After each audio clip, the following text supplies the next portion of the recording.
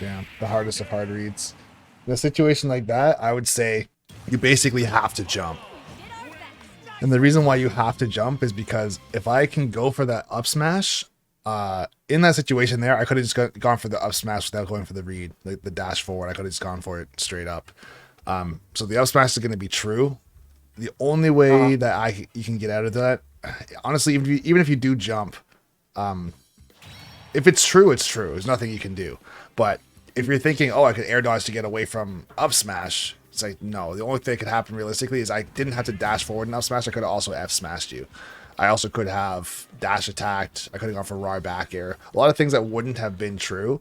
But if you air dodge, it just gives me more space for creativity. Of course, you could have air dodged in the opposite direction and escaped. But I also could have just not done the dash forward, right? So in a situation like that, realistically, your only hope is two things, actually. If you know you're about to get hit by down air, you can DI up. So if you get spiked, you get sent higher, so I can't confirm into the up smash. Okay. Or you can try and jump. Those are realistically your only choices. At higher percents, provided that the Pyre player knows their kill confirm percents, at like 90 to 120, I am going to try and jump to go for an up air, in which that case you could try and air dodge that. But if you're at like 70 to 90, I'm going to try and go for an up smash. It's very specific, and I know if you haven't played a lot of Pyre methods that do that, then maybe you don't know, or it's going to be something new, but just something to be aware of. So it's just trying to get out of their range, basically. You try to get out of the range of this character? That's a hilarious joke. Yeah. That's a hilarious joke. This character has the most range in the goddamn game. Not really, but it feels like it, bro. If Pyra wants to hit you, she's gonna hit you, bro. It's basically impossible because, like, even F Smash, the range on this is insane. It's beyond the explosion as well, right? So it's not even like the edge of the sword is the hitbox of this. Like, if you're right above me and you try to air dodge like this, I'm still gonna hit you, as you can see. And I have a lot of space as well, right? I could have been even further away than that. So trying to air dodge away from an F Smash, basically is never going to happen. If you jump, of course I can F Smash you if you jump.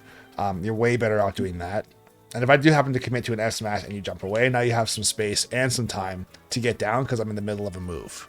Right? Same thing if I go like this and I completely miss. If you jump over here, then you can just get down. Okay. All right, let's keep going.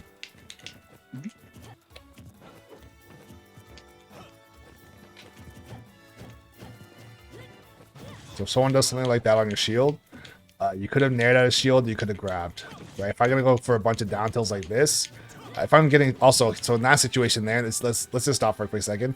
If I'm right up on you, so hold shield for a second. So if I'm like right here, yes, you can grab, right? But if I have good spacing, like, so do another hold shield again. If I'm like right here, then no, you can't really grab me, but you can also get away from me, right? So although you didn't get hit, if I do a whole bunch of down tilts on your shield, if I see that you're willing to hold your shield for a very long time, instead of doing like down tilt over and over again like this, I'm gonna do like one down tilt and then just dash and grab you. Because I know that you're looking for me to hit you a bunch more times on shield before you think the coast is clear and you're gonna jump away. So it's very much so we're splitting hairs here.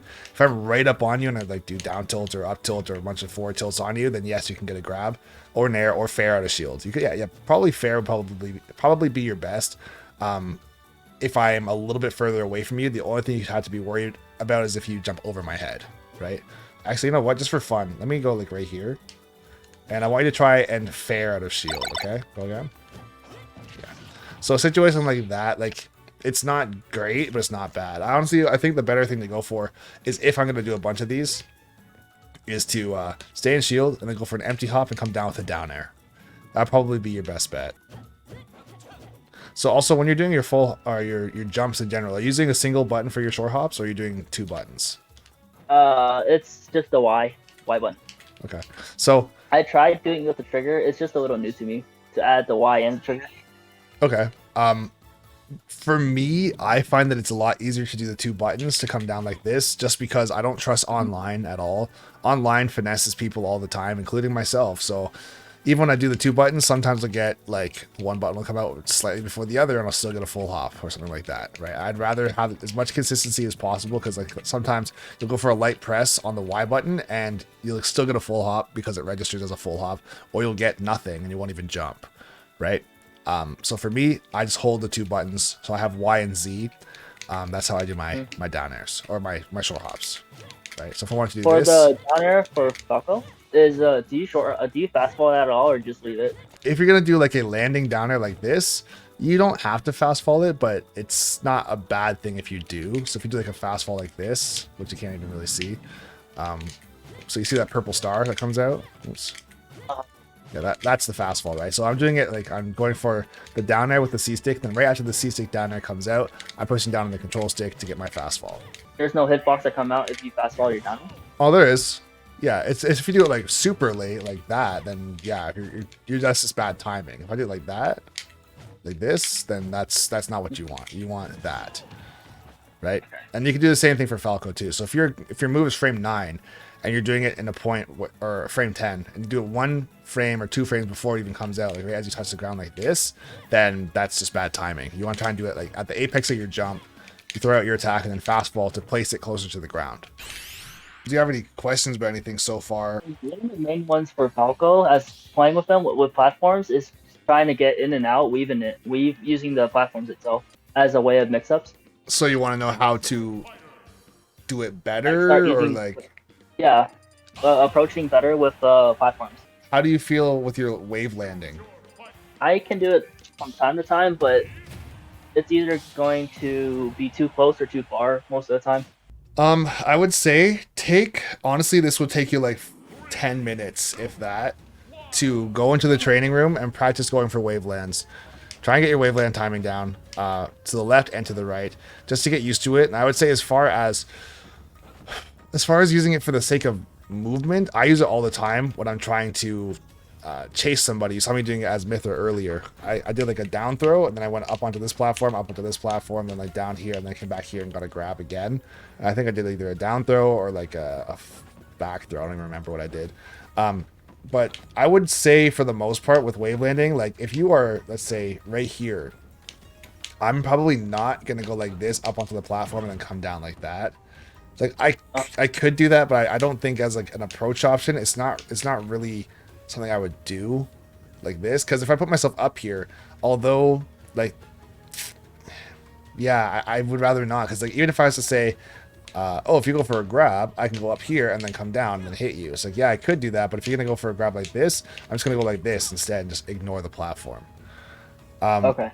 As far as using the platforms, like to try and not get stuck on them, I'm not sure if we talked about this last time, but if you do literally anything on a platform at all and then hold down, you'll crouch, right? It doesn't matter what you do, you'll always crouch. So if it feels like the platforms are sticky and you can't get through them, it's because you're in the middle of something, right? You'll see yourself do something like this all the time. Where you're trying to like you want to go through like this, but you keep on trying to do it too early, so you keep on getting down tilts on the platform, right?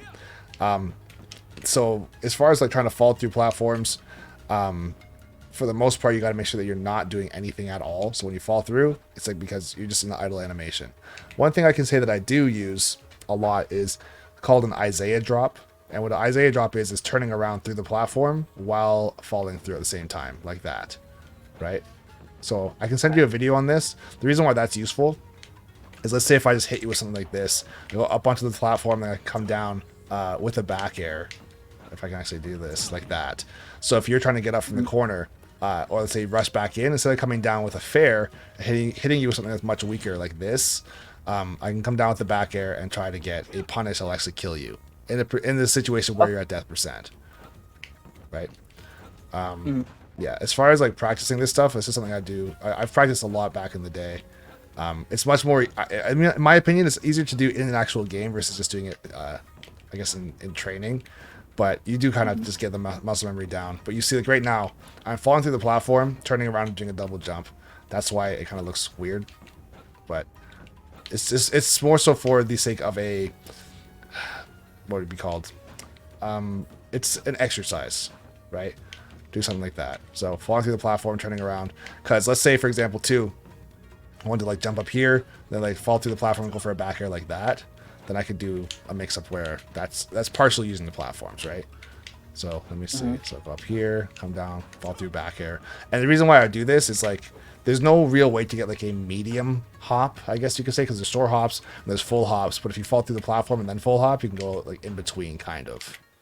right? Okay. It's very specific. I wouldn't say like you have to like live and die by this, but in some cases it can be interesting mix-ups.